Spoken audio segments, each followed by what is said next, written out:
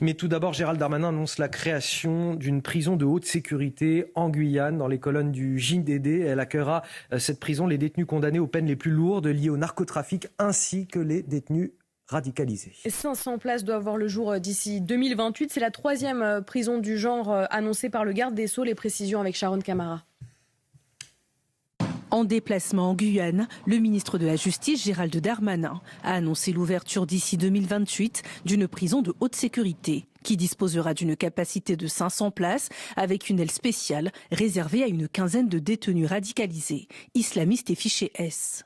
Le centre pénitentiaire aura également un quartier de haute sécurité où seront détenus une soixantaine de narcotrafiquants. Dans ce centre pénitentiaire ultra sécurisé, les promenades et visites des détenus seront réglementées. Ces derniers n'auront aucun contact physique avec l'extérieur. Ils feront l'objet de fouilles régulières et seront soumis à une surveillance électronique constante. Ma stratégie est simple, frapper la criminalité organisée à tous les niveaux, ici, au début du chemin de la drogue, en métropole, en neutralisant les têtes de réseau et jusqu'aux consommateurs. Cette prison sera un verrou dans la guerre contre le narcotrafic. Cette prison de haute sécurité sera située à Saint-Laurent-du-Maroni, à 300 km de Cayenne, la capitale de la Guyane française. Nous voulons que cette prison serve à éloigner durablement les têtes de réseau du narcotrafic. Ils ne pourront plus avoir aucun contact avec leur filière criminelle.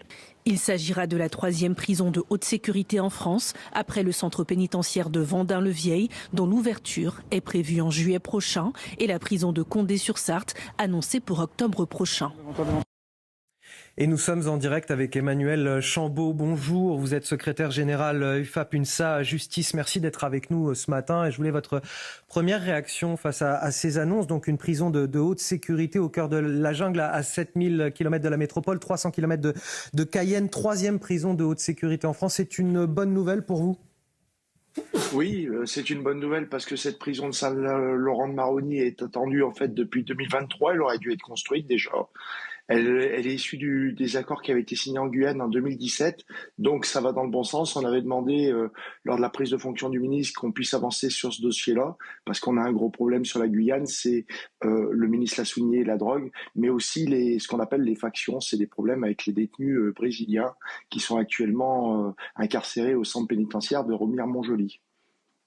La 3e prison de haute sécurité en France, je le disais, avec 60 places pour les narcotrafiquants, les islamistes les plus dangereux. Est-ce qu'on peut expliquer peut-être, pour ceux qui nous écoutent, quelles sont un petit peu les règles de ces quartiers haute sécurité ? Qu'est-ce qui va changer pour les détenus ?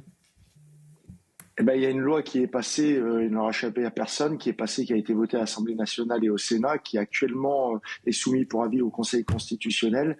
C'est un régime de détention dérogatoire qui permettra d'avoir un régime plus ferme, avec notamment les parloirs extérieurs seront faits avec des hygiaphones, mais il y aura également les détenus seront limités en nombre par des mouvements de 5 détenus.